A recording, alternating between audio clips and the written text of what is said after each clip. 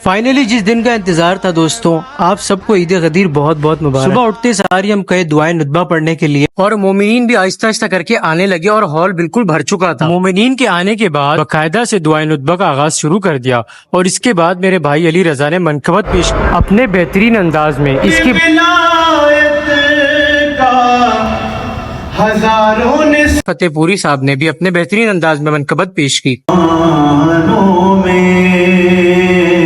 दोस्तों अब मनकबत का सिलसिला खत्म हो चुका था और अब नमाज का टाइम शुरू हो गया था, तो हम सारे बाजबात नमाज अदा करने लगे। दोस्तों नमाज अदा करने के बाद अब वक्त था सबसे मिलने का और ईदी बटोरने का।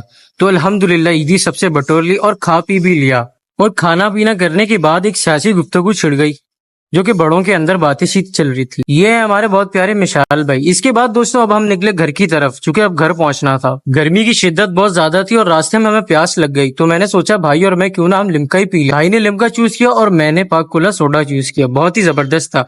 अब शाम का टाइम नजदीक आ गया था। मैंने फूल पत्तियां ली और डायरेक्ट पहुंचा जलाल बेकरी की जानिब, क्योंकि एक केक हमने लेना था अपनी बारगाह में। अब ये डोनट दिखा, मैं देता किसको, मेरी वाली तो बहुत दूर है। खैर मैंने एक केक ले लिया और इस भाई से लिखवाया 18 और गद्दी। इसने बहुत जबरदस्त किस्म का लिखा। अब फटाफट आपके भाई ने केक पकड़ा और निकल पड़ा बारगाह की जानिब। अब जब जल्दी से बारगाह पहुंचा तो भाई और अली भाई आलम की तैयारी कर रहे थे। उसके बाद दोस्तों हमने केक काटा।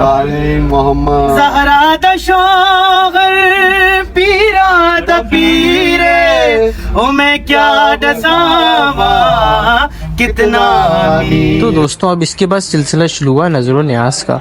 ये है हमारे आमिर भाई को न्याज डाल के दे रहे। हमने खाना खाया और आपस की गपशप शुरू हो गई।